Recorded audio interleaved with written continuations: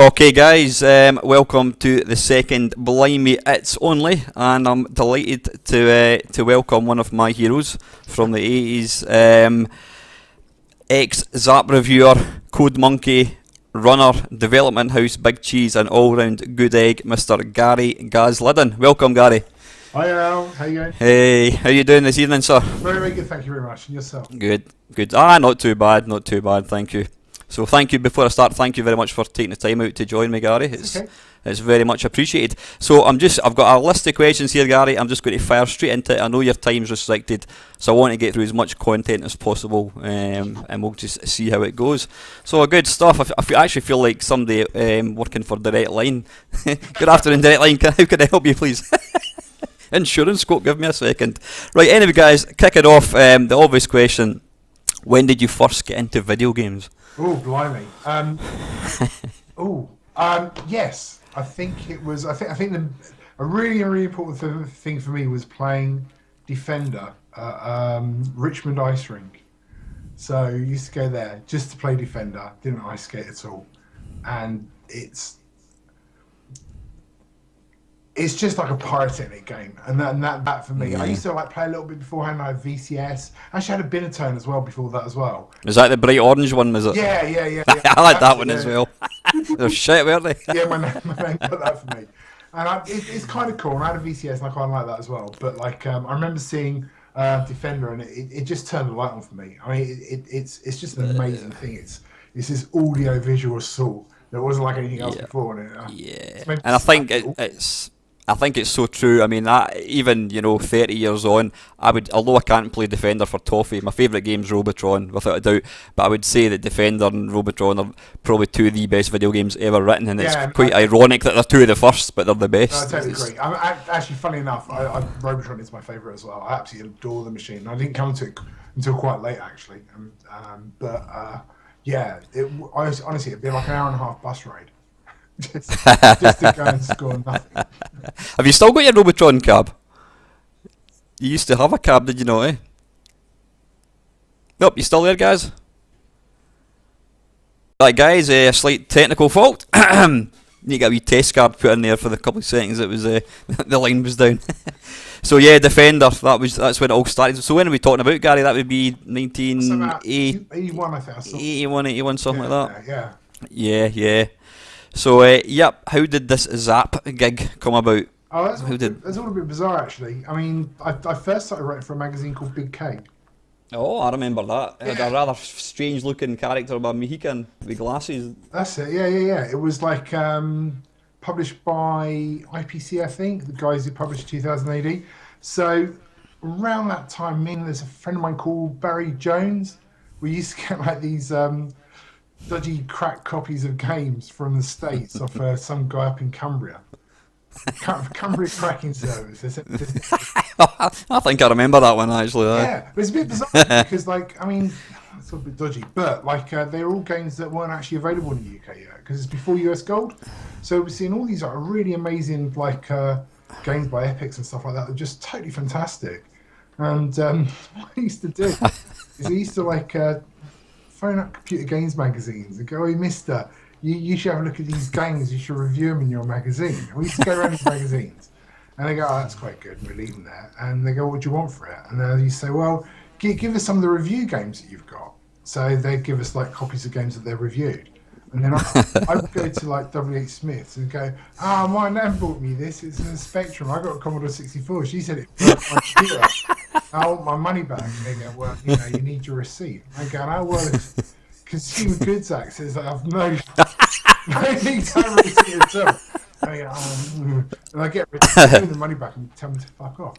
So it's going around these different magazines. I mean, loads of people did actually. I remember going to PC Gamer, went to CMVG, and then I went to IPC to Big K, and went up there. And there's a guy that was the editor. He's an amazing bloke called Tony Tyler.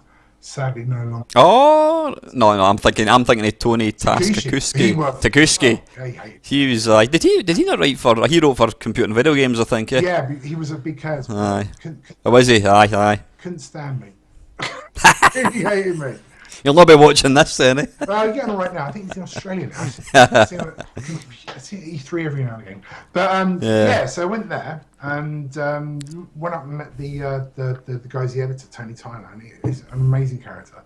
And he's going, yeah, that's quite good. Well, why don't you write the review then? And I go, what? He goes, yeah, you write it, and then I'll give you some money for it. I go, okay. So I went over to my mate's house. He had like a BBC Micro, and he had like some word processor type thing on it. So I wrote a review, took it back, goes, yeah, that's right. And then just started giving me work after that. So I started working at Big K, like reviewing games, which is amazing. Really totally bizarre. And so like Tony Tyler is an amazing guy. He used to be like, I think, deputy editor of NME, I think it might have been. I think he was one of the people that employed Julie Birchall and Tony Parsons as well. Got them into the industry originally. And it's full of stories that are just totally outrageous. And the amazing thing was as well, it was like on the same floor as the 2000 AD offices. Oh, wow. And like, so I used to slope out and go, oh, mister, what are you drawing? You sounded like you just pushed her way in there before you knew you had a job. Yeah. It was just, mental, that's really mental. Good. Honestly, it was a big lesson for me. Like, I've been really lucky that I've been just given so many chances by people too lazy to get someone proper to do that. And it's great. So I was doing that, and then the big key then, UK went tits up. There's like a bit of a dip in the whole computer games thing at that time, and I actually applied for a job at Newsfield at that point, and went up for an interview and didn't get it. I remember it's just Crash at that time. I think it's pre-Zap as well. And then I got a job, applied for a job at Domark. And I was working there doing some customer support stuff and helping manage the developer of You to a Kill. They were doing it at the time. Really? Wow. Yeah, it's kind of weird. There's only 4 of us in the company, and everybody else had been contracted and everything. And Dominic and Mark, who set up Domark, were ad executives. It's kind of a funny setup, but it's really good again. And then a guy called Jeremy Spencer, who was the editor of Antics, that was just starting. He came down to show off, for us to show a game to him. I think it might have been A View to Kill.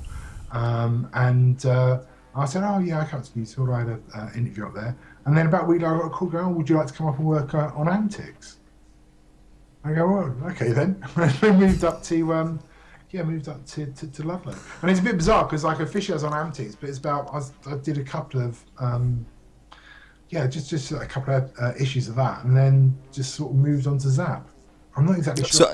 So Zap came after Antics then, did it? No. So Zap had been out for a bit already. Zap was originally... I thought you were one of the first, you know, the original, really? It had a bit of a history. So I started in issue 5 or 6. Did you? There you go. So at the start, it wasn't even based in Ludlow. It was edited by Chris Anderson, if you heard of him at all. Yeah, I have, aye. Yeah, so Chris actually started Future, but Chris, who was PC Gamer, he was the editor of that. He started up Zap 64 in Yeovil, and there was kind of some sort of falling out between Yeovil and the head guys at Newsfield who'd been running Crash, and then Gary Penn and Julian moved up to Ludlow, and it was based out of there.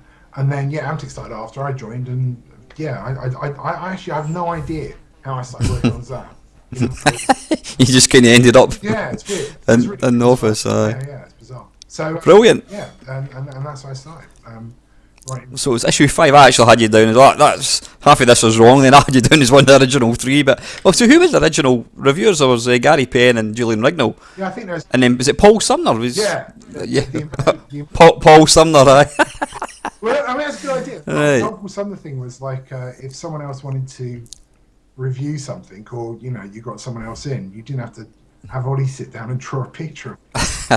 Right. So if you ever look at Paul Sumner's game choices and favourite genres, it's all over the fucking place. I like adventures, but I don't like shoot 'em up. Shoot 'em up's my favourite. Same platform games. This is a great platform. It's complete inconsistency. In fact, actually, I think I wrote a comment for actually when I was working at Thalamus. I did some we'd pop up every now and again, did some comment works, like while I was working for another software company, which is a bit bizarre. Good stuff, right? Let's crack on. We've got tons to go. Done that one. Okay, so when you were working for Zap in Ludlow, did you live quite close to the place, or did you used to commute, or? Yeah, no, moved actually up there. So first of all, there was like a B&B that I was living in, but didn't go particularly well with the landlady. And this is a weird one. So like, there was like a old fire station that had been converted into flats. And there were 3 of us that let out. There was me, Gary Penn, a guy called Sean Masterson, and the guy who's actually the landlord was a guy called Archibald Zachariah Onions.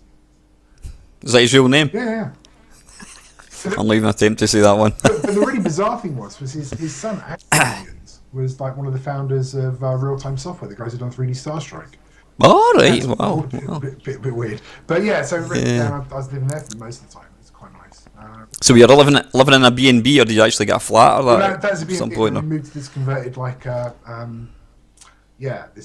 this converted fire station and lived there for a bit. It was nice. Good stuff, brilliant. Just a wee side. So yeah, guys, what were the kind of hours, the general working hours that you worked Monday? How many days did you work? Was it just? I don't know.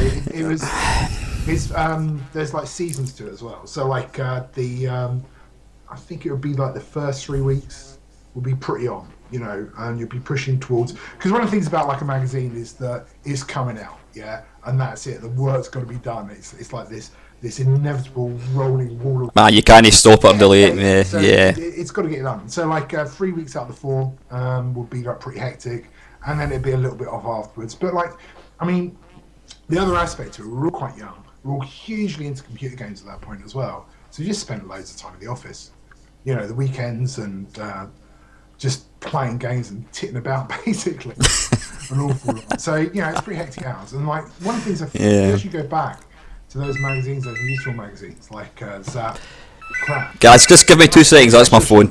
Folks, another technical hitch. Sorry, guys, you were saying. Yeah, so we were working like all hours really. It was like pretty constant. I mean, it also like in that first clash of youth as well. There was a lot of drinking going on as well. So honestly, it's insane. I don't know how we did it. Tell you the truth, it would be like 5 pints at lunchtime. For a night as well. So did you all live together, or what? Or did you have your own places? Or so I shared with for a while with Gary Penn. Actually, Gaz shared with Julian before that as well, and it just sort of all moved about. And how did you get on? Did you all get on pretty well? No. No, really? Is that right? Yeah. No. Oh yeah, no. At times, I mean, it was kind of, it's a kind of a high pressure environment. It's all our first jobs and everything, and it's just like the kind of a drama you get at a sixth form college.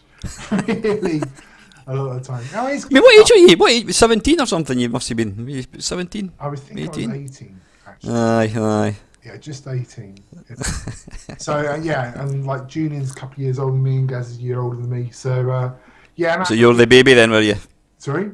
You were the baby then, really? Yeah. But it's just just usual stuff of brash youth, being fucking idiots. It wasn't exactly a job. It was always just something you enjoyed doing. You couldn't have done it. Yeah. Job, which is good. It's been a bit like a bit spoiled. And was the pay any good, or was it shite? No, it was awful. Absolutely terrible. Was it really? Aye, crap. In fact, actually, I was kind of lucky because like when I started, I was employed by the guys at Ludlow, and like as far as I understand, like Gaz and Julian when they started Yeovil. Like because I think the way it worked is that Chris Anderson was given like, look, you've got a budget, make a magazine. They were paid. I think it's like less than you got in the dole at that time. But then they moved up as well. But no, it wasn't.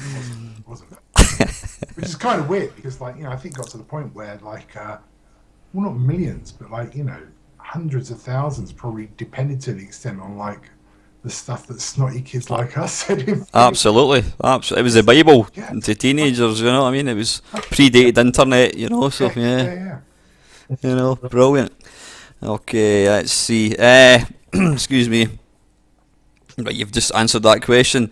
Were you guys aware of the fame, you know, in inverted commas, which you kind of had. You know, I mean, I was an avid reader of Zap. I got it from issue 1, and you know, it was my Bible. Unless your mate had a game and he told you it was crap or it was shit or whatever it was, you know, if a game got reviewed well in Zap, that was the game I was going to buy. And I used to go down to the PCW show in London, Earl's Court, and I used to see you guys, and I was always too frightened to come up and talk to you because it was like, fucking hell, there's Gary Liddon. I mean, did you actually feel like you were famous, or, you know, I mean... They all went to heads a little bit. But like, I Did think it? I've Yeah. got a bit of perspective on that than either Gary or Julian to the extent, because I've been outside of it. I you know, like you, I bought like issues 1 to 5, and also been a massive Crash fan as well. So I was completely bought into all of that beforehand. You know, that was like a big deal for me. So going first of all to actually work for Newsfield and then end up on that magazine as well was a massive thing for me. You know, a huge thing. So I had this feeling already that wow, superstars, it's amazing. And those PCW shows are kind of funny. I do remember once. This is so bizarre. There's like 5 deep of people around us getting kept your autograph. It's a bit bizarre. What did your sort of normal mates think of you? Did they think, oh, lucky bastard? Or, I mean, what did they make of you? You know, did they buy Zap, or did you get copies for nothing for them, or what? I mean, what did they make it? No, I didn't. Yeah, you see figures up, very important. But no, yeah, no, I don't know. As I say, I think I've got a little bit of perspective on it being outside beforehand, but even so, it's really hard because I still don't quite understand it. But like, yeah, no, it's a really weird one. I mean, your mates are your mates. Do you know what I mean? That's it. And they don't treat you any differently because no, of course, a black and white picture of you going on a computer game, basically. But yeah, no, it's just a bit, and I still get it a little bit now, and like, you know, you go to some of these retro events and stuff like that, where you get people asking autograph stuff. It's just, I mean, very freaky. Yeah. I know what it is. It's nothing to do with me. It's not even anything to do with what we did. I think there's like, I think if you do something in your youth that's an all-engrossing hobby that's really important to you, it's kind of formative for you. You know, those are important times, and it's kind of irrespective of like what the hobby is or what you're into. But you know, going through something where it's yours and you have some feeling of ownership of it and like a feeling of community as well, that's going to be important to you for the rest of your life, even if it is just like, you know, brown and green crappy graphics with clunky sprites moving about trying to pretend to be an arcade. Yeah. I mean, the thing is, you guys are there right at the very start. It was a whole cottage industry, and I feel very blessed that I was there at the very start as well. I mean, it's hard to kind of talk to the PlayStation 2 generation just how exciting it was. I mean, I get a new machine and it's like, whatever, oh, look at the graphics, HD, oh, lovely. But nothing bet getting the latest, like, Beachhead or in the Commodore 64. It was all new, it was all exciting. I think it's another big thing in those days as well. There's a rarity to these experiences as well, because, like, now you just get everything. If even a game, you know, if I want to see a game, it's really bad now. There's loads of stuff I'm kind of interested in, but you find yourself very bound for time when you're older. If I want to see a game, I just go and look at it on YouTube, like immediately, completely satiated. Even to the point where I've seen that now. I don't need to buy it or play it. I know what you mean. Whereas, like, you know, this stuff is like rare as anything. You'd hear about stuff, games from the States that did this, that, or the other, and you see a black and white picture in a magazine. Oh, I wonder what it's like. It sounds amazing. And like, you know, there's like really something to be said for things being hard to get, because you actually appreciate them. I mean, for the first probably, I'm trying to think when it'd be, there was a computer shop opened up in Livingston. This is before like John Menzies existed, and it was a guy, Ray Agostini, he was an Italian, and he was an Atari stockist, and I used to go up there on a Saturday, and I used to spend the whole day and look at the Atari 800, and it was running things like bloody Bruce Lee and Summer Games, and you know, I couldn't afford these things, so I just used to go up and just look at them, you know. And those machines are so expensive. I used to go to I used to go to Silica Shop. I can know. There's one up on Tottenham Court Road, I think, and I used to also one in, I can't remember where they were now. They're out in the sticks up, but I used to go to that one as well with no money, just to look at them. But no, funny enough, special time. That was kind of a negative thing about working on Zap, is you just got loads of games and stuff, and then the worth of them sort of went down a bit. And I remember when I left, And like, you know, I could still get reviewers lists and stuff like that and get bits and pieces. But I made a conscious effort to go and buy stuff with my own money. Just like, you know, it's a commitment I've made to it that I'll actually follow through and play it really. So yeah. You know, What happened to all the games that you got? What happened? sitting about in boxes. Well, yeah. Nothing, you know, I didn't keep my anything. You know, should have started taking them back to the computer shop to get. There was nothing. Go and get yourself a job in Edge or something, eh? Do you want to swap games? Good stuff. Right, out of the three of you, obviously Julian was the girly. He was the guy that got all the birds. Was that the case, or did you all have your fair share? I was completely, all hopeless, really. You know, all absolutely utterly hopeless. Yeah, nothing. Let's be honest. He had the cool hairstyle. Yeah. Although Gary Penn, he used to rock quite a smart haircut as well. He had the big. It was more like the kind of Mohican thing, plenty of hairspray and that, I think, wasn't it? Oh man, it used to mings. It smelled so bad of hairspray. It was like really, really bad. It was like, now. Yeah, both those are very, very obsessed by their barnets. I think there's a bit of competition going on there. Stuff. Right, obviously, excuse me, a Zap review could make or break a game. Were you guys aware of the power that you kind of wielded? Yeah, kind of, yeah, and kind of no. And there's like a kind of there's a brutality of youth where you sort of revel in that. Yeah. It almost ends up being a little bit of a blood sport. And look back at that, and it's kind of weird because there's one aspect where, you know, your readers are a big deal. You don't want them shelling out, and you know, relatively, the games are very, very expensive then as well. If you like scan them up according to like inflation, then they're not cheap. They're not cheap at all.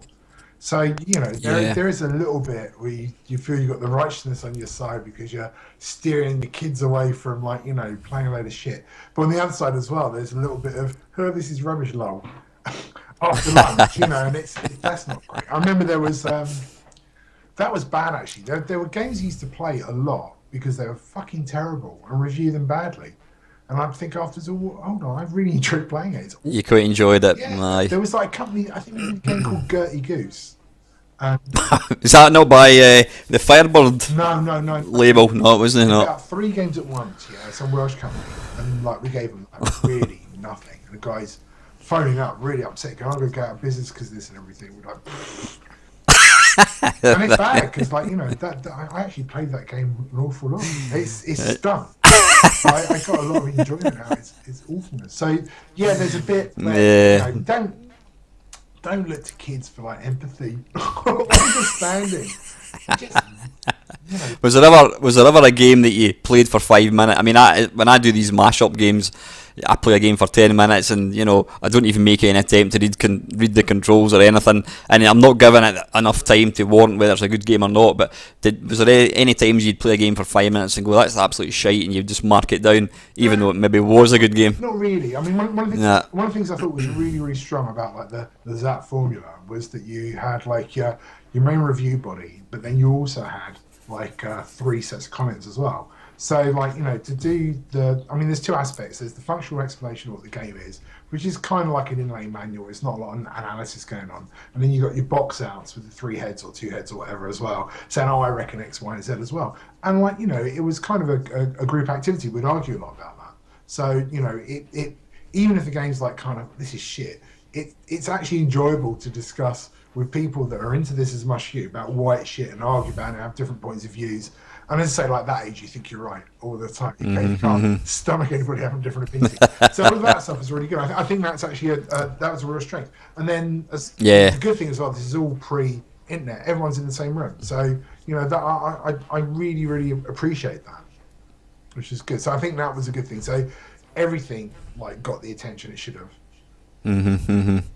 But yeah, I think I totally agree. I mean, there was obviously, you had a balanced opinion. You had three different opinions, and usually 2 would maybe agree, and 1 person would maybe not agree quite so much. But yeah, and then, you know, to write the actual functional body about like what the game is and so on as well, you have to play it. You know, you can't put some stuff out in 5 minutes. It's really obvious you haven't even actually booted it up or anything as well. So someone confessed there was a little bit of that. Yeah, I suppose nowadays, if you had a magazine, you could just, as you say, watch a YouTube video or go into Wikipedia. This is crap, bum, bum, bum, bang. But back then there was no such luxury, so you had. Excellent.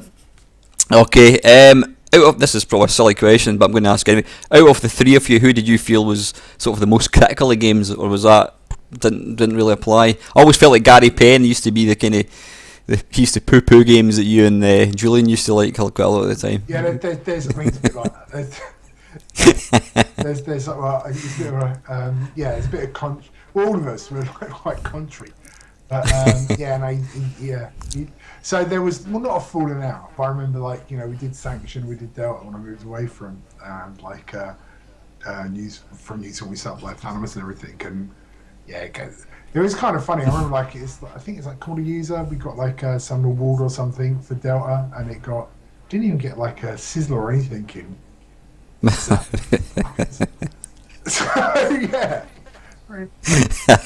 Gaz. But Gaz has got a really good.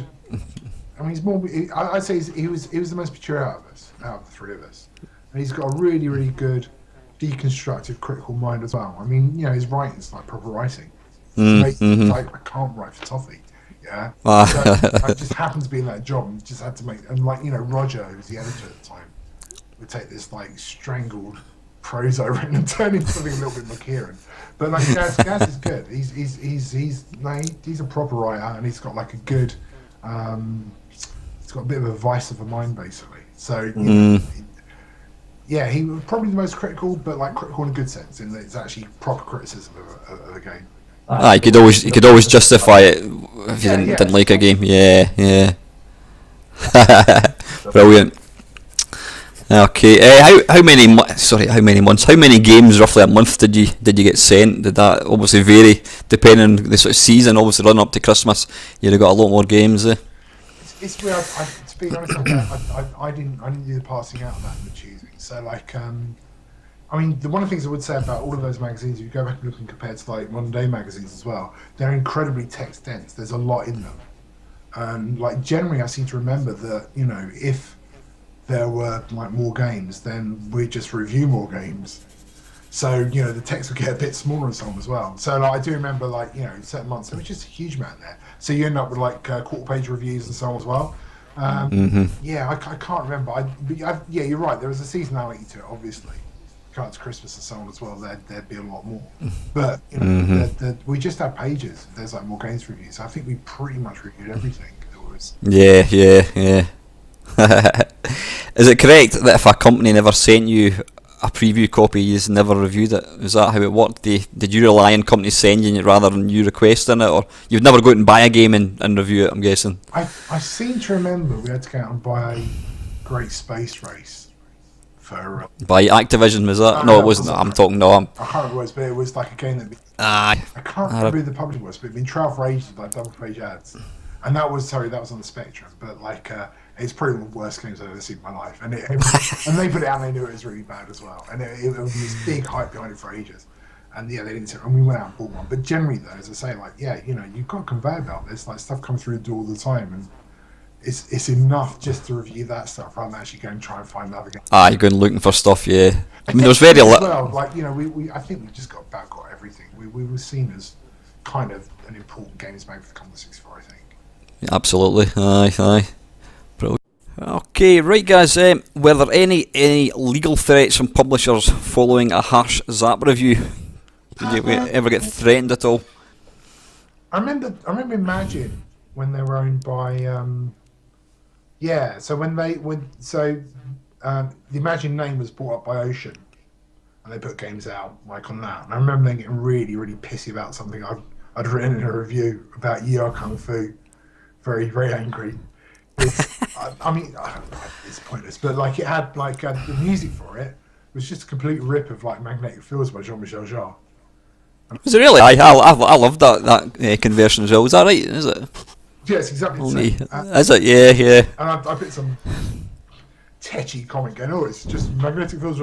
Do Rock Soft Mode, which was some policing company that would just license music. And I think it was Colin Gordon got really a bit irate about it. I remember having a dream about him coming in and shooting me in my bed. But I don't know. It's kind of weird though. We sort of almost enfant terribles, and people do want to say bad stuff to us or threaten us or anything. So I mean, you probably know the biggest jip that Newsworld ever got was actually from another magazine, where they basically got one of the issues of Crash pulled off of the. Oh, I remember that. Was that your Spectrum or something? Was it? No, it was Sinclair User. And Sinclair User. Right. Yeah, there was like a spoof of it called Unclear User in the back. It was really funny actually. Were you involved in that, or were you No, at the time? No, that was Grown Kid. I remember that. But it's really. But and the funny thing is as well, the reason they got sued is because where it said Unclear User was in the same font as Sinclair User, which was the font that they owned, that they invented, they copyrighted and did it for copyright. Really? Well. So, but otherwise though, you got this kind of publishers generally coming up to this like crappy little town in Shropshire, trying to be chummy with these oiky kids during their games, to get them drunk and everything, and it is a really weird like sort of mixture of like punniness and tenseness as well. So yeah, it's a weird sound. Obviously just trying to buy your favour kind of thing, eh? Yeah. There's kind of a bit of that, and yeah, it's just. Because they were probably a lot older than you, and they're having to deal with like what they viewed as kids, but they realised that you kids had a lot of power. You know, I mean, you could make or break stuff. Absolutely horrible. And like, you just didn't care. Well, you knew, but just. Who's the best gamer out of the three of you? Julian, do you think? Julian's very good. But I don't know. Gaz is very good as well. And if I was like bothered, I could kind of be all right. I'm just not naturally good at stuff. I'm very competitive. But yeah, no, I'd say Julian is actually definitely. I think the first time I ever saw Julian was obviously when he won it was like the CNVG World High Score at what do you call it, Gyrus or something, wasn't it? I think it was. Was it Defender? I think he got a good score as well on something. I think it was Gyrus. Yeah, I'm sure it was. Or did he win a Gyrus machine? Maybe was that what it was? I can't remember. Yeah, because I remember both Gaz and Julian were recruited by Chris Anderson because they'd also won a competition for PCG. And they had like some game competition, and both. Some team thing. I think I remember that. Yeah. So I can't remember. One come first, one come second, and then like they said, oh, we're starting this new magazine for Newsville called Zap. You should come and work for us, and that's how they got their. Right. Yeah. So they came across as a pair, obviously. Then, yeah. Right. Well, brilliant. Okay, right. You obviously got to hang out with pretty much all of the big names in the scene back in the time. Rob Hubbard, Ben Dalglish, Jeff Minter, Tony Crowther. Did you have any particular favourite? I mean, Tony Crowther always comes across as quite a nice guy. Was there any guy you'd say, oh, he was a really nice person? Or were they all pretty good? Rob Hubbard, by a mile. Is he really? Aye. Yeah, and actually, funny enough, that's actually working in closely later on when we did like Sanction and Delta. I got on so well. Rob's just a cracking guy. Is he? I've never met him. I've seen him in videos, but I've never been. Yeah. He's got a lot of time from. And Jeff as well. I'm like, funny fella Jeff, but he's just an absolute genius and like really amazing talent. And it's been an absolute pleasure to know him as well. But I got myself an iPhone 6 just a couple of weeks ago, and I was playing what was I playing? Is it Super Ox Wars? I think it was with the headphones, and it's like it's fucking amazing. It's just like he knows how to make shoot 'em ups. I mean, for handhelds, Grid Runner, brilliant. The Grid Runner as well. I've got that. Awesome, absolutely awesome. It's probably one of the best things he's done. Actually, I love that thing. It's great. Yeah. But yeah, actually, it's weird. I hadn't seen like Tony Crowther for like 25 years. I saw him like last year at GDC. He's working for a company called Sumo. In Sheffield. Oh, right. Yeah. That's nice bumping into though. It's good. Smashing. Are you surprised about people still being interested in something that you did for I don't know how many months you were actually in Zap? Does it still kind of? You still think bloody hell? It's months, I think it was 11 months. And there you go. 30 years later, people still want to hear you talk about it. Yeah, no, it's bizarre. As I said, like I think that like when you grow up, if you've got like your hobby, your thing that you own. And I think if there's something that serves that particularly well, which I think Zap did, because it's one of the first ones that brought in really was really personality oriented as well. So there's something for people to hang on. I think that could be a really powerful experience. So I can understand it, but it's a bit bizarre. Yeah. Aye, nah, but it's a powerful thing. I can always remember being genuinely upset when you announced that you were leaving the magazine, and you were going to split the team up. What kind of prompted your move to go and work for Thalamus? It must have been quite a big. I mean, you basically had a dream job. As a 17-year-old working in that magazine, that was a fantastic job. What prompted you to move onto pastures new? Well, the Thalamus thing's actually like it was a Newsville thing. They owned it and set it up. Yeah, they were in house, weren't they? Yeah. Yeah. And the way it worked was that there was Stavros who wrote Sanction and Delta. Brought Sanction, or as it was then, it was Rainbow Warrior. It was called originally. Is that right? Yeah. And he brought it to a Commodore show, and he brought it to a stand and said, "Oh, look at this." And then we're all crowding around and going, "Fucking hell!" Because to be honest, I don't like Sanction the game at all. I hate it. But I've got to say, I'm not overly keen on it. It's Ace Music, but it's too small. I don't like the fact it's got the two viewpoints. It's quite a small screen. No, it doesn't work for me. It's very, very pretty. Very, very well done, and it's cool. So, again, it's an opportunity. And then we knew someone who's good friends of the company called Andrew Wright, who was like the PR guy for Activision. And I think he was looking to move on at the time as well. So Andy left, and he was like the head of Thalamus, and then they need. I'm a programmer. Like that's what I always did. That's what I was kind of interested in. So all the time I was like programming away because I quite enjoy that. And it's amazing it's up as well because like someone like Archer McLean would come up and show off his game. And I go, "Oh, right. How did you do that then?" what does that mean? He was great actually. He explained loads of things. Amazing. So I was like technical executive. I think the job was, and then basically it was kind of producer, I guess, on the technical side. And so. We could see the opportunity, and I really wanted to do that. I love all that stuff. I love the idea of like being involved in making games, like a lot more than like writing about them. Yeah. So you always had this calling to go and become a games programmer, and this obviously gave you the opportunity to actually realise that. Yeah. Take a step towards that. So I was based in London. I had a little office. The office was shared with there's a magazine called LM. Do you remember? Are you reading what I've written down here? I've got all that right now on Wikipedia. Yeah. The company was initially based in Canonbury, North London, and an office shared with staff of Newsfield's newly launched lifestyle magazine, LM. Yeah, that did. Here you go, brilliant. Steal my thunder, why don't you? So we were basically there, and so that was the thing. It's like it's something I always wanted to do, so I very, very much enjoyed. Actually, I think at that time as well, I had a girlfriend then that lived down south as well, so I think that all worked out quite nicely. Well, not long term, but for a bit. That was kind of like that was good as well. It was just like an opportunity to move into like more game development, which I wanted to do anyway. And did the magazine try and stop you from going across, or were they quite happy to let you go? I think I was happy to let me go.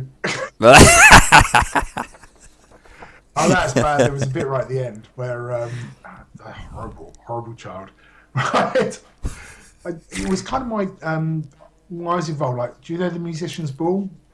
Do you remember that? Sorry? There was we got loads of musicians in to Oh, I do, yeah. I did interview, that was quite good. That's kind of why I did that feature a little bit. Was it really? Yeah, and then they all come down and there was we taped it and there's a great big conversation and chat and everything. And I was due off and I was supposed to transcribe it all. And I see, I've got to go now. And Gaz had to do it. And he was fucking furious with me for ages. So I think at that point he would have been quite. So when did you? So when did you join Zap? What, 1985? Yeah, I think it's 85. Yeah. 85, and then you left to join Thalamus in mid 96. Yeah, it'd be about that. Would it be? Aye. And then Thalamus we did Sanction and Delta, and then left. And you left Thalamus mid Codex when it was being developed. Yeah.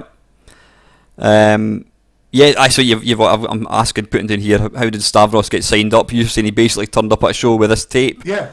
Do you want to see this game, guys? And you're like, fucking hell, sign this guy on the spot. Stavros is awesome. I really like Stavros a lot. I've got a lot of time for him. But it was kind of funny because there was a real horrible clash of culture there as well. So me and Andrew are kind of, I don't know the best way to describe it, a little bit snobby about music and like design and layout and all that sort of stuff as well.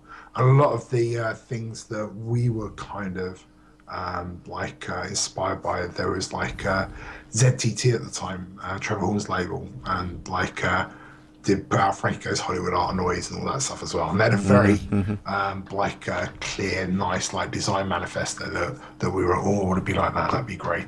And music-wise, well, very, very snobby as well. And like Stav, it was awesome. But Stav's big thing he liked was adult-orientated rock. And Stav's version of adult-orientated rock was actually Sam Fox. It was one of his favourites. Okay. So like we like, you know, me and Andrew go, oh yeah, let's put Prokofiev in section. Yeah, that'd be great. We'll do that. Yeah. And Stav's not happy at all. not happy with it at all. Or even the loading music as well. Quite funny. Yeah. It's ended up with a life of its own. Ages later, and it's like colour versions and stuff like that. Classic tunes. Same I with know. Delta, he hated that. It's like, oh, let's put this sort of mashup of like Pink Floyd and Philip Glass in it. That'd be good. That is minimalist classical composed. And that was brilliant. He jumped all over it. Oh yeah, we'll do that. That'd be great. And really, I hate this. So is he still in the industry, Stav, or is he gone? Is he out a long time ago? Completely gone? Not very much interested in retreading those days, as far as I No. Yeah. Yeah, brilliant. So yeah, you left. What was I going to say here? Obviously, Delta featured a very unique loading bonus, the Mix E Load. Was that what it was called? Yeah. Mix E Load, yeah. Which you actually told me in person last year. You actually programmed. Yeah, I programmed. Aye. So how did that come to be then? What was the idea behind it? And was it difficult to program? Well, the idea was to just steal something my mate had done. A friend of mine, and he this bloke's amazing. A guy called Nick Pelling. Have you heard of him? He worked in Frack. That's right. With our own Ian Botham, I should say. That's right. Yeah. He did the graphics. Yeah. So Nick's incredible. And actually, I got to know Nick by before I worked at Newsfield. Actually, this is terrible. So what I used to do is like look in the phone book and phone people up. So like I had a copy of Frack and had the phone number on for that going, hey, do you write Frack? And then chat to him, so I got a bit matey. I remember phone up Jeff as well. I talked to his talked to his mum quite a bit and talked to him as well. It's a bit weird. Just, phone him up, have a chat. If you don't ask, in your face, aye. But so Nick had done when you think about Nick wrote the Frack's pretty well known. He wrote an amazing rip-off tribute to Gallagher called Zalaga, which is just yeah, pretty good. In the BBC. Yeah, I had a job. I remember I had a job at what was it? Yeah, W.H. Smith's. I used to work at when I was at school in Terminal 2. They had a computer shop, which was bizarre. So I'm going on a flight. I'm going back to the States. I want to buy a Spectrum. Insane. So because the airport was open all the time, it's like a 12-hour shift on a Saturday. So I'm sitting in this shop for 12 hours, and no one's coming in at all. And so basically, I played 12 hours on the BBC microwave like Stalwart and Chucky A. I got very good at them. So Nick done those things. The other thing Nick did was just loads of stuff outside of that, like loads of demos and bits and pieces. He did a thing on the BBC microwave which is exactly the same as Mixie Load, but it was just Blue Monday. So you sit down and you'd remix Blue Monday, and it'd change on the bar, and it was just incredible. So just said to Rob, could you just write some bars, please, and stick them together, and sort of like this. And wrote a thing, and that was it really. And it's amazing because that way of doing music now, there's a thing called Ableton Live that uses that, and it's probably one of the most popular music packages for DJs. It's just huge, absolutely huge. You just say, new bar, and it would just sync perfectly. So and I reckon that they played Delta. I mean, what made it doubly impressive? It wasn't even. I mean, it was impressive the fact that what it actually did, but the fact that it actually appeared when you were loading a game was just like bizarre. I mean, Commodore 64 games. It was years before they even got a loading screen. Never mind a sort of an interactive kind of demo or game. That's kind of a big deal to me. So like, stuff, that was. I didn't do a lot of work, but that was one of the things I did. And like, even on Sanction, actually, I'm very happy with that. There's like a really nice loading screen. It's playing the music. It's pulsing sprite comes in first, and the thing goes over the top. And it's it's really weird. It's like a ceremony that prepares you for playing a game that you just don't get now. Aye. I mean, I know it's out of necessity, but it's a nice thing. I think there's a little thing you do before you play a game, and there's if you could do that with like some care and attention and make it feel nice. It's going to put you in a good mood, I think. Yeah, no, very impressive indeed. Okay, guys, right. Yep. So I understand that you left Thalamus during the development of Quidex to pursue a career in games programming. So what it's actually Quidex. Quidex, I do beg your pardon. Stop saying it's Quidex, and it's like the quest for ultimate dexterity. It's a game I've got actually honestly admit I've never actually played. Is it worth looking out? It's alright, it's pretty good actually. I kind of like something I like about that. There's something that I like about that I like about there's a game Jeff did called Battlex. Like I like that. Hey guys, another wee technical fault there. Sorry, we're talking about Quidex. Yeah, we saw. And then you left after that. Yeah. The Thalamus stuff that we're involved in. I'm really, really proud of Delta. I like the way that came out, and that was great. But the reason, me and Andrew both left was it just got. I think we were getting on each other's nerves a little bit. I think I was probably getting on Andrew's nerves an awful lot. A horrible, snotty little child. But we were like effectively running the company. The way it worked was that News would have put in some seed capital. And then we'd done a distribution deal with US Gold. They were putting the stuff in the shops, and then like all of the stuff was coming back for us, and then all the money went back to Newsfield. And I remember both going, well, could we get a slice, a portion of this? That seems fair to me. And nah, I was all right, we're off then. I went to work for EA for a little while. Did you really? Right. Yeah, which is very bizarre because I think I was one of the last people that was interviewed personally by Trip Hawkins. There was about 50 people. Oh, right. Yeah. He had a like a rule that everybody that came to the company he had to interview, and you could tell by that point he got like kind of bored of the idea a little bit because there's me. I was just employed to remaster Commodore 64 games from disc onto tape, and he's like looking at the window going, wasn't very interested in that. But I was there for like 3 months. Horribly boring. Left and became like a freelance coder. Yeah. You didn't get any shares in the company or anything like that. Then I had share options as well. You still got them though. No. Is it Joss Ellis, who was the other guy in development, kept them and did very well. There was like in EA UK at that point there was 5 of us, of which I was one. Which is it's just I'm not very good at being bored. Even for money. So I left at that point. I got given an opportunity to do like a game by someone who put some trust in me where it wasn't warranted in any way, shape, or form. But a guy at Firebird called Colin Footage, who's an incredible guy, and he gave me my first gig basically, and it's good. Super guys, that's another technical interruption. So you were at EA for about 3 months, and then you went to work for Firebird. You were saying. So my friend there, Colin, who we met through, good friends with, like through Zap, basically, used to come down and like demo games and so on as well. So there was a game that they needed converting onto C64, and I did that. It was like that was a bit bizarre time. I was living in Ilford, sharing a house with John Hare.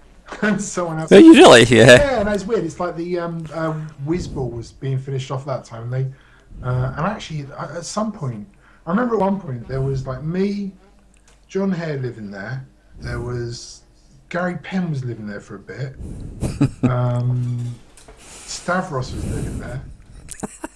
There was also Martin Galway and Chris Yates were coming in during the day and working on Whizball as well.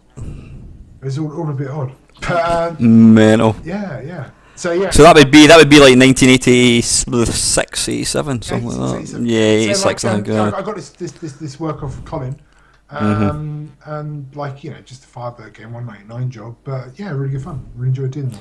So what did you? Obviously, when you left Zap, and you went to work for Thalamus. Obviously, the internet didn't exist. You kind of, to my impression, you disappeared. You vanished for quite a long time. And then I always remember I was at a retrovision of Mark Racing, and you appeared, and I'm like, bloody hell, it's Gary Liddon. You came up and started talking to me, and I was a bit kind of, fucking hell, it's Gary Liddon. Where did you come from? So what were you doing from? That would be what, 88 to about, before you joined Climax. There was about 10-15 years gap. What were you doing in between then? I went to Australia for a year. That was awesome. Right. But, Beam Software that used to be Melbourne House. Oh, right, aye. Yeah, that's cool actually. So working with Phil Mitchell, who wrote The Hobbit. Wow. Who wrote Hungry Horace as well. Tang Software, I remember that. Bloody hell. So I was doing and that's actually thanks to Colin as well. They had they were doing a lot of NES work, and they wanted to recruit a load of people who could program 6502, but they couldn't get anybody in Australia at all. So Colin and his wife Angela at the time said, well, we know people, and then started shoving us over and went over there for a bit. That was good. Then I come back and I worked for Probe Software for a while. Was that on 16-bit? Yeah. Atari ST, Amiga, was it? No, it was more console stuff. So right. What games did you work on? I was a producer on Mortal Kombat. Really? Wow. Yeah. Which is kind of interesting. Fantastic, eh? Yeah, so I did that, and then worked on. There was a game for US Gold, The Hulk, which I was a producer on. An absolutely awful producer, and I worked on. And then later on, before we left, worked on. Do you remember there was a film called The Page Master with Macaulay Culkin? I do, aye. It looks like Harry Potter, an early Harry Potter wannabe. Not great. But I did the SNES version of that. So yeah, a lot of programming really. So you're always in, you never left the games industry? No, just no. bits and pieces. Yeah, oh brilliant, yeah, good stuff. Okay, right, so after, when did you did all that stuff, when did you join Climax? Did you actually form Climax? Were you one of the... No, it's called Images before that. So it's set by a guy called Carl Jeffrey, who's awesome. He's really great. Carl's just really funny. He's again, someone who gave me a lot of latitude to do stuff when there's no reasons to suspect I could do it. I kind of pushed my way in there a little bit. So there's a guy I'd worked with Probe, who I knew was working there, and they'd done what was it? Yeah, they'd done Warcraft on the Saturn and PlayStation 1, and they'd done all right. And I was thinking, well, if they're doing that, they might be doing Diablo. I quite like Diablo. So I phone up and going, oh, this guy Tim I know. Tim, I hear you doing Diablo. He's going, what? No, who told you that? Yeah, you did Diablo. But I just said, you probably need someone to lead. I wouldn't mind being lead programmer on that. He goes, we'll come in and have a chat. And then, I got the gig being the lead on that, which was kind of good. Now, that was an awesome experience. Really enjoyed that. It was, I've never led a team before.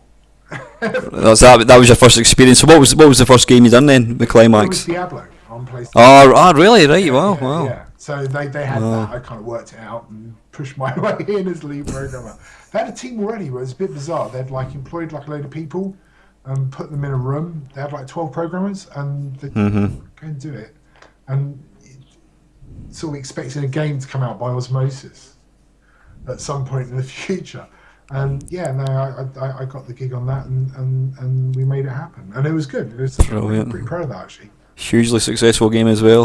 Well, it's just a conversion, but really good. Right, aye. It was a hard gig. We had to build our own development system, which is insane. But no, I had a really nice time. That's good. Brilliant. So when did you make the move to obviously the Xbox 360 and Crackdown? That was your first game in the 360. Yeah, that was after Climax. I was with Climax, did another game as a programmer. Then I remember there was a programmer on one of the projects. He's in his 50s, and I was kind of in charge of him. And I remember it was like his birthday, and everybody went out to the car park and gave him like a car stereo that cost about 50 quid. And I'm looking at it, I don't want to be doing that when I'm 50. I mean, someone like me in charge of me, like getting a stereo in a car park. So fuck, I'm going into management. I can't be doing this. So I sort of pushed me away from management a little bit. And and then worked for clients for a long time. We did a whole bunch of stuff, some stuff I'm very proud of, stuff that's hard to do. Did a lot of shovelware as well. And they kind of slimmed down now. They do some like more high quality stuff. It's great. And yeah, it got to the point where we had a company, and it was I was like second in command. We had like 400 people around the world, and that presents an interesting set of. Wow, not half. Well, particularly the payroll check comes up once a month. It's kind of hard, and so it was doing that, and I just had enough of it. I couldn't do that anymore. It was too hard. I don't want to do that. So yeah, I left and set up a little company with some guys that I know that are just amazing, like technical talents. And then we did some work for Microsoft, helping out with Crackdown, basically. So yeah, there's a small company called Zen Services, and we just like help out projects that had like a little bit of trouble doing like clever bits and pieces. Right. Yeah, worked on a number of things. Worked on Project Gotham. Worked on Fable 2. Worked on Too Human. That was very interesting. And like, yeah, the thing that seemed to went really well was like we helped out Real Time Worlds and Microsoft on Crackdown, and that I've got to say that's one of my probably top 3 games. You know, yeah, sort of current. It's an amazing game. It's an amazing game. Well, it's just. I can't claim any benefit or like for that's nothing to do with me really. I mean, the guys that I work with, we supplied about 20 people into that project in the end. And they all made like really, really good contribution, but personally, I was just like finding people and sending them to Dundee. Yeah. Of course, sods. And you never left. Yeah. Good stuff. I mean, you're obviously now with Ruffian Games. Yeah. You've had some big successes there. How hands on are you now when it comes to developing games? Do you get to tinkle the keyboard, or are you in boardrooms most of the time and Skype calls and things? They just look at me. What are you saying? What did you know, Grandad? Fuck off. Honestly. Well, no, it's kind of pointless. It's like, I like all that stuff, and I have opinions like anybody does, really. And I'm sometimes not bad at organising bits and pieces, and sometimes it helps having like an outside perspective, going, well, you thought of this. I mean, could you, if somebody's got a problem, a graphic routine, is it above your head now, or do you still keep your hand in? Well, I don't think it is above my head, but it probably is. It's honestly, games are really hard these days, and like what's happened is that every individual bit of technology in a game is like really complex. So you end up with like people that are just, they're experts in this small area, and that's all they do, and that's all they've done for years. So graphics program is a very good example. It's like, I really like that stuff. I find it very interesting, and I read up an awful lot about it. But I'm a bit of a train spotter. You only get good at that stuff by doing it every day. Actually do, yeah. And the complexity of these machines is just amazing. So like, be it like online programming or like physics or graphics or like gameplay or anything as well. It's just such a for the kind of games that we work on. It's a whole bunch of specialists, and I've not got a lot to offer, to tell you the truth. But it's okay because like the people on our team I mean, how many? A game that comes out now? How many people are you talking about would work in it from start to finish? Hundreds? Are you talking about hundreds? And one of the things, so we've done, as you know, we did Crackdown 2, and like we're currently doing support. We've done a lot of support work for like AAA teams, basically. The teams are huge. So like, the last stuff we've done, we've just been working on some 343 stuff, Master Chief Collection. We worked on the Connect Star Wars game. If you ever look at the credits for that, I think they take 20 minutes to go by. Really? Wow. I had it's over 1,000 people. So incredible. We did a game mode in that we had to do at the back end of the project really, really quickly. So you don't see even the whole thing. You're in this like world of it yourself, and you don't get to look at over the foxhole and see who else is there. Aye. So you'll not actually get to see the finished game until it's physically released, and you go, bloody hell. Aye. It's like waging a war, and you're in the trenches. You're not. Aye. All of it, really. Do you miss the simple days of programming, being able to program a game from start to finish in your bedroom? Yeah, I mean, there is a little bit still now in that, like that. Yeah. That world's starting to exist again, which is good. That's a lovely. Aye. Yeah. Stuff, but it's kind of a bit weird, all that indie stuff. In that, like, what it reminds me of a little bit is that loads of kids when I was young, they could play a bit of football, and be quite handy at it as well. And like, part of it being for the joy of the game because it's enjoyable as well. But part of it also being, oh yeah, I'm going to be like a Premier Division footballer and everything. But the chances of that happening from being able to play a bit of football to doing that, it's a massive, massive gaping chasm. And like, I do see a little bit, like you get kids like, wow, look at Notch. He spent $80 million on a... yeah, well, yeah, he did, but I don't think that's necessarily happened to you, to be quite honest. So, it's a bit weird. I think we're in a position now where like there's a lot of supply for small games, and that's great for end users. But like in terms of economics, I'm not sure, it works out for a lot of people. You hear a lot about the success stories, but yeah.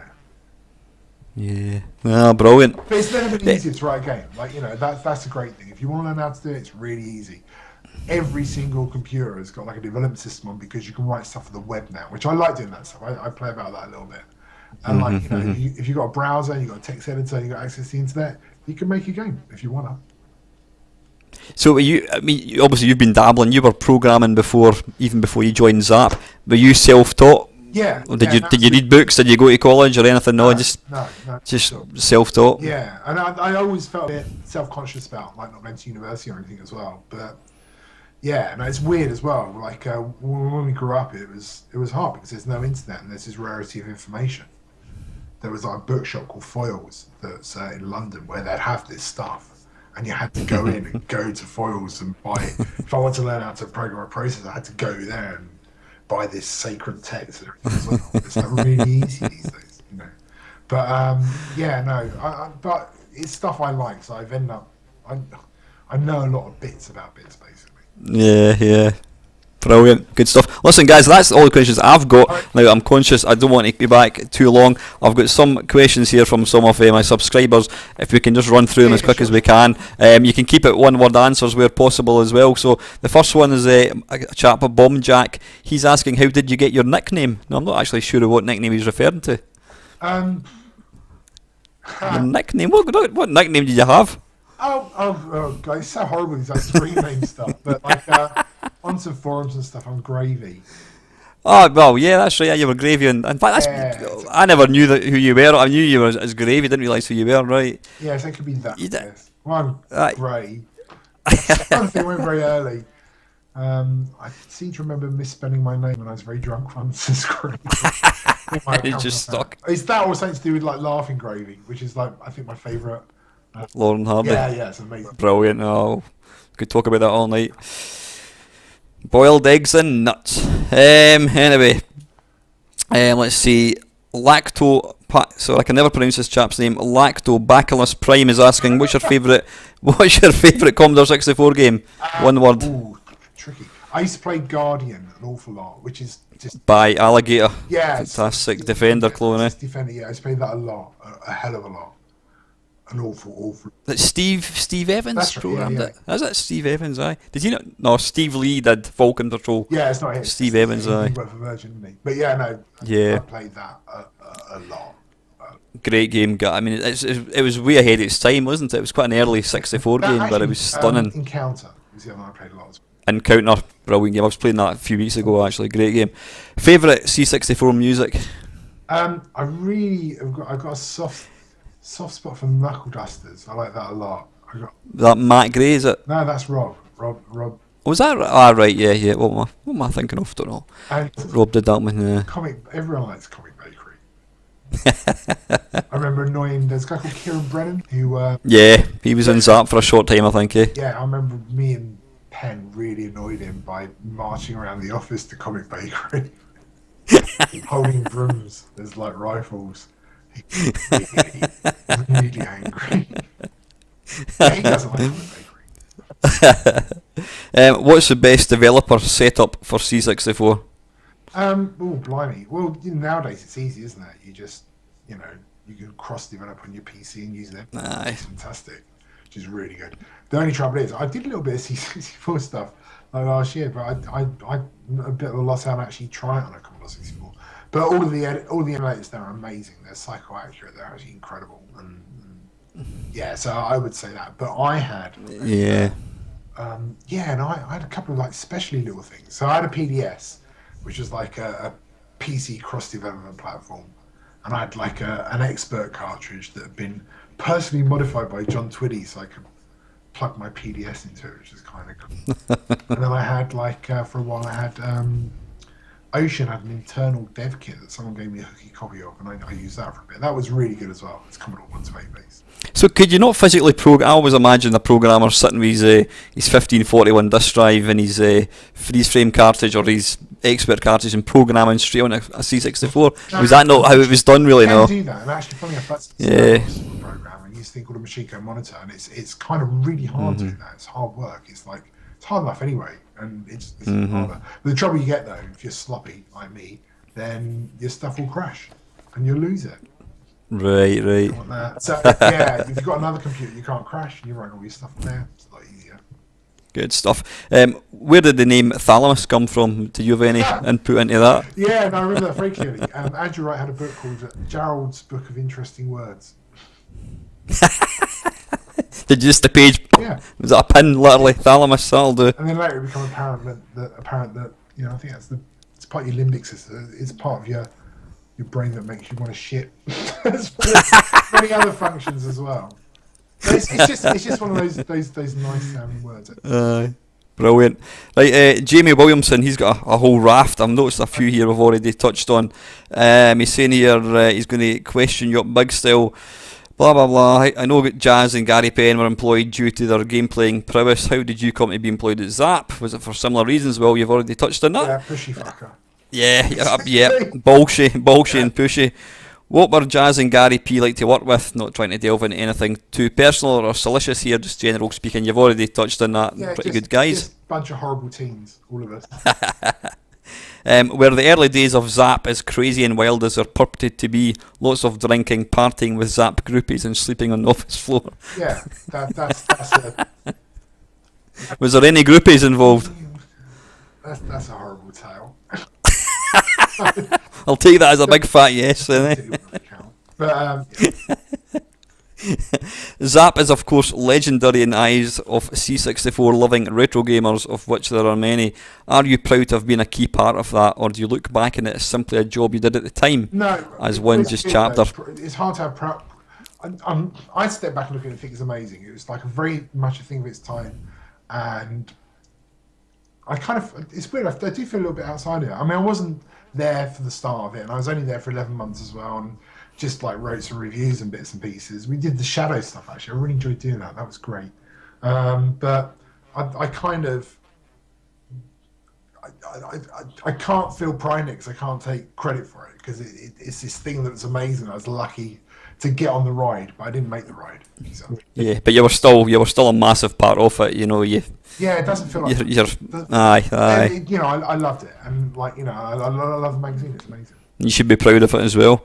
Slightly controversial question, perhaps. Did Zap 64 reviewers feel under pressure, or are you aware of them ever being put under any pressure to give Thalamus games a slightly easier ride?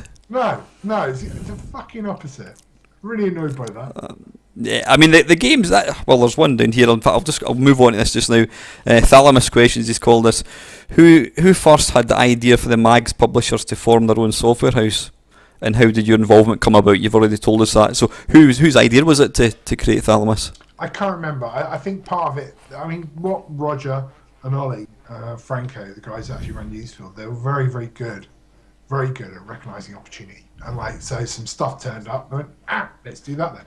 And that honestly, it was just out of Stavros popping up and going, I have this game. And Andrew going, I want to leave Activision, I hate it. And it was like, oh well, we'll just jam all that together. So did Stavros actually have this pre-made game? It was all really finished apart from the music and that kind of stuff. Rainbow Warrior. Aye, Rainbow Warrior. Is there a copy of Rainbow Warrior in circulation that you're aware of? Yes. There's a lot of arguments about the name of it. A lot of arguments. Because like, Stavros didn't want to change it. And we were like, you can't call it that. Because it was around the time that the French Secret Greenpeace blew up. Rainbow Warrior, Greenpeace, killed someone. It's horrible. Yeah, can't call it that. So it's sanctioned, and Stavros really didn't want to call it that. He was trying first of all to say, well, it's technically impossible to draw an X on the title screen. Yeah, that's what I said. So it's a bit like that. He still wanted it. Who came up with the name Sanction then? Whose idea was that? I think that was mine. I do seem to remember seeing like this is rubbish. So around the time, I think it was to do with like the Cod Wars with Iceland, and there was like talk of sanctions coming in. I think sanction, but if you put an X, it'd be futuristic. It was that simple. Wouldn't that be amazing? Sanction. So yeah, got that. But there was an in-between version of where Stav was like bargaining. Look, I don't want to do this extra work. But he goes, well, look, what I can do is I can move the characters about. Yeah, we'll call it this. And his suggestion was Wobniar Warrior. So I nearly got called Wobniar Warrior. There might be a version. And it was almost not called Sanction because Stavros couldn't do draw an X properly. Well, he could. He just didn't. I can understand it. He's like,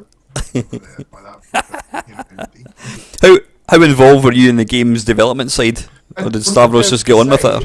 With that, all we did was like say, look, do some more work and call it Sanction.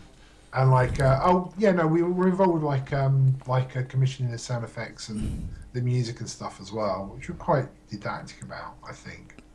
Yeah. Dave Whitaker did the sound effects. Did a nice job of that as well. We were a little bit more involved with Delta. There were some changes to the gameplay side of that I think made it a lot better. That just came from it, and they're pretty obvious things. It's just like another perspective for Stavros, basically. But Stav's great. They're his games. Did he work? Obviously it was before the internet. Did he live locally and come into the office and program so you could actually see what he was doing? Yeah, and I'd oscillate about. So like he'd be back in Finland for a bit, and then he was working with us in the Canterbury office. I remember he was working up at Ludlow for a little while as well. So he just like moved about, and then like after all that, he was staying with me in Ilford for a little bit. It's kind of funny because there's this funny thing in Finland. I think all of at that time, it might still be true, all of their off licenses are actually owned by the government, and they're very funny about making sure that people the right age drink the right drinks. And he was like 19, but you're not allowed to drink spirits until you're 21. You can have beer. So he just came over and went fucking mental on gin. Threw up all over my carpet. Nice one, Stan. What was your favourite Thalamus game? I'm guessing Delta. No, actually. Or was it after you left? A favourite? No. My favourite one's Armlight, I'd say. That's quite an incredible game. I mean, really, really good. It's such a beautiful, pretty game, and really good fun as well. I mean, every Thalamus game was technically impressive, wasn't it? Yeah, it was like an Andrew Braybrook quality. It was just fucking hell. That stuff the Ronan brothers did later on. Absolutely amazing. What C64 coders did you admire, and are there any that you wished had done work for Thalamus? Was there any coder particularly? Someone I've got enormous respect for is like he's just got he's really technically amazing, and he's got near impeccable taste as well. Is Archer McLean. So I always think it's a shame that Archer's only written 3 games. Is that right? Is that all he's written? Yeah, fucking Snoop. Drop Zone International Cry. Yes. Aye. Punching people and Stargate, but with better graphics. No, Archer's amazing. Nice. Like technically, that stuff's like just really, really, really, really good. Love his. Yeah. I'd say as well. Paul Wilkes, that was. Did he not have some? Was he not involved? And was Jeff Minter not involved in the Novaload thing? The Novaload. I think Jeff was involved with Paul. I know that Jeff used Novaload very early. I see. Aye. We had our own loader. We had Cyberload. Oh, aye, I will remember that. It was that no black screen with the white lines? I think it was. John Twickenham. I think it was. Aye. For us. Yeah. Good stuff. Okay, right, and he's saying here, this is the last 5 questions, embarrassingly cliched questions for which I can only apologise, he's saying. I promise to give some embarrassing cliched answers. Number 1, favourite and least favourite non-Thalamus C64 game? Blimey.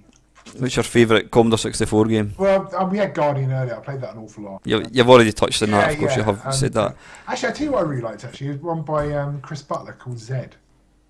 Zed, yeah, that not his first game. It was No, that's one of his last games, I think, on the Commodore 64. Oh, was it? Aye, it was kind of bas relief graphics. Yeah, nice. And the ship didn't actually move, but the screen scrolled around actually, hold on. the ship. Yeah, Paradroid, actually. Paradroid's amazing. Paradroids, aye. Really, really don't like Uridium. Hate it.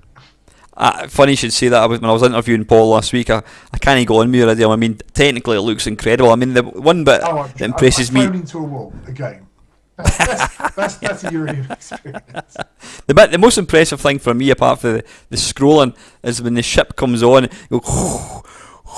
and it just seems to fly off with such smoothness and speed. It's incredible. It's like, bloody hell. It's almost blurred as well, the way he's done it. He's awesome, Andrew. It's really, really good. But as I say, like, Paradroids, like, it's a bright game. Really, really nice. Yeah. And your least favourite, was that Gertie Goose? No, as I say, like, the worst games are the games that don't elicit a response. So I quite like that game. I mean, there's like one of the ones that gave a really bad review to, something called Cops and Robbers or Mastertronic. Played the death out of that. Really like loads. It's just like the average in between things, the ones you can't remember. It's just like, well, there's no love or passion gone into this, or even ineptness. There's no. That's right. It's mental when you look at some of the shite that was put out in the early days with Mastertronic, Bionic Granny and that. That was like £1.99, which into... I don't mind that stuff. I love that kind of... It's almost like pop music ephemera. I don't think things that are like overly grandiose. Like, I don't know, Scarabaeus is a good example. I don't like that. It's this thing that's like lots of graphics and lots of portent, and it's just, there's nothing there. And then that it's not much of a game, is it? Great sound effects, but yeah. I like that now. It's like I don't like story in games very much, or aye. Excuse. That's all it should be, And for me, I like Twitch stuff, So like, and I was like that back in the day as well. So all of that stuff, well, you couldn't even tell good stories in the Commodore 64. They try and do that. That's really annoying. Brilliant. Let's see, your opinion on the current games industry in all its commercially obsessed glory. Well, I don't know if it is like that. As I say, it's never been easier to write games. There's like a massive, huge set of just really interesting things out there now, if you can be bothered to go and find them. The only thing I worry about, say, is like the commercial aspect of it. Is these people making great stuff, but I know people doing indie stuff, they're not making money, I know that's not the case everywhere, but that's kind of a little bit of a worry. But there's some amazing things coming out. Have you played Rogue Legacy at all? Sorry? Rogue Legacy. No, I haven't, no. I'm playing that a couple of days. What's that on, like? It's on everything. It's a very simple looking game, but it's Road Legacy? Yeah, Rogue. R-E-O-G-U-E. Oh, Rogue. Right. No, I haven't. I'll need to check it out. I love that. And then I think probably one of my favourite games of all time I played recently is like Super Hexagon. Aye. I fucking love that thing. It's amazing. How long can you last? About 12 seconds or something? Just over a minute. That's quite impressive. But yeah, hard one though. Lots of hours down the bin doing that. Cracking theme tune or cracking music as well with decent set of headphones. Aye. I bought the soundtrack for that. I love that. So, did you? Yeah. There's a whole bunch of things that are coming up that, and actually, this is a bit of a weird one. I don't really understand it. I've got a bit of a love-hate relationship with Geometry Wars 3. I kind of hate it, but I've just played the balls out of that as well. I love twin stick shooters to bits, and it is really good. It's really, really, really well made. But So what's good? It's fragmented into this like big industry now, but like in the cracks between the massive games, like your big blockbusters, there's these really interesting things that are being done by people with really exceptionally good taste. So that's great. Oh Jesus Christ! TXK, probably one of the best games I've played. I've played that to death. It's absolutely. I would agree with you. Aye. Yeah, it's amazing. And then also like right now we're just on the cusp of this VR stuff, which is an incredible thing when it works. It's just really amazing. So it's a very exciting time. It's kind of Yeah. from our point of view, being in a business that caters for AAA developers and does support work, because all I know about the games industry, the only thing I can be certain about is it's going to change hugely. But I don't know what it's going to change into. It could go yeah, but it's enormous. If you like games, I think it's an amazing time to. Oh, it's a great time to be a gamer. There's so much going on. Yeah, brilliant. Have you watched From Bedroom to Billions? And if so, what did you make it? No. You've not seen it? It's funny actually. A mate of mine was asking me about it. Have you seen it yet? He goes, why not? He goes, well, I'm a little bit. I know that I would spend half an hour shouting at the screen a little bit. Because there's a weird thing, like, we're at the beginning, and the guys have made it, they're great, and actually, the Anthony Caulfield, he's like the brother of a programmer we used to work with as well. Not right, yeah. Yeah, those guys are brilliant. I'm sure they'll bang up job and everything as well, but if there's a slight inaccuracy, or it doesn't even agree with my opinion, I'm like, yeah, so I didn't fancy it for some reason. I mean, I've watched it once, and I don't think I'll ever watch it again. That's what I was worried about, and I don't know yet. I'm a massive fan of documentaries. I love documentaries, but if you make a documentary, it's really important to set a narrative, and it looked a bit clippy. It's a bit too fragmented for my liking. It's not a question and answer thing. It's just people, the camera pointing at them and the guy's just talking about something. I would like to have seen more interaction, maybe from an interview's point of view, and maybe cutting to different things. It was all right, but it was probably a good half an hour too long. Yeah, so like there are some amazing documentaries out there, and I think that you need a narrative. And actually, even if the narrative's forced on and is a bit false, like Indie Game the movie is a little bit like that. That's a great watch. Love that film. It's good. But yeah, I don't know, it's really great, and it sounds like I'm slacking off, and I'm not seeing it, but it's worth it. It's definitely worth it. I mean, it's the best of what's out there, which isn't very much, it has to be said. But yeah, good one. And very, very last one. I'm sorry, we've got two to go. Do you still play Commodore 64 games, and have you played any of the new C64 games? Can you follow that scene at all, guys? No. So what I will do a lot though is I love demo scene to bits. It's just something I adore, and on all platforms as well. In fact, I was watching some ZX81 demos like last week, but I love that. So I watch a lot of demo scene stuff on Commodore 64. Have you seen? You're mentioning in fact, you didn't mention them. Have you seen the Jim Bagley thing? The Dragon's Lair running on his head. I mean, how can you do that? What is? It's hard, but it's not that hard. He's got like an external SD drive. It's putting stuff off of that. But even so, it's a fantastically insane thing to do. Hats off to him. Brilliant. And the very, very last, bloody hell, the very last question. Favourite games? I'm going to change it slightly. What's your top 3 video games? Well, arcade, anything. Top 3 video games. Number 1 is that. Oh, bad boy. That's number 1. What's your high score, by the way? I'm not that good at it. I'm like, I think 1.6 million. That's crap. 1.6 million. Well, no, there's a state you can get into where you can just keep on going, basically. I've not. There's a guy that we used to work with at Microsoft called Ken Lobb, who's fantastic, and he's a 200 million player. So. Wow. Yeah. Brilliant game. That's my favourite video game. So. Yeah, that's number 1. What about in our couple top 3? What would you say? It's tricky because it does turn around. And I'm still interested in still play. So like I'd say the last year, like Super Hexagon and TXK have factored hugely. Yeah. And I actually. With some friends, we go through a phase like every year or so where it's Quake season. I play a lot of Quake 1. I love that. Really, really, really like it. And it's good.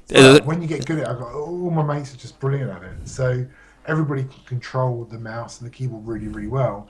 And given that you're not worrying about how you do stuff, it turns into a strategy game almost. It's just brilliant. I love it. So still servers and that running Quake then, yeah? Well, I just set one up, so... Ah, right, yeah, you can still do that, yeah. Web server. just set up a great set and we're all playing. It's in between work. Brilliant. That's great. One more. Yeah, I honestly, as I say, these. You said TXK, haven't you? Yeah, that's yeah. Any word on the PS4 version, like guys? I know. It's all working. I've seen that, and it's nice and everything. And I've done like a Linux and Mac version, an Android version as well. He gave me the source and coded it as well. There's just a few little bits and pieces to sort out basically for release there, but those guys have done a cracking job. It's really nice. Yeah, I'm looking forward to that. So, and listen, guys, that is it. Apologies for dragging on slightly. That's right. It's been really entertaining. Yeah. It's been I hope you've enjoyed as much as I've done. Enjoyed speaking to you, mate. I'm sure people will find it really enjoyable to watch. So thank you for taking the time, mate. Best of luck in the future. And I look forward to seeing you along at the next retro night as well. I'll give you a shout. Yeah, no, I want my starting up again. Actually, that'd be good. I think it's the next one's. I think it's the last Wednesday this month. It's about 2 weeks' time or something. So, anyway, guys, thanks again, mate, and take care. All right, cheers. Cheers now. Bye.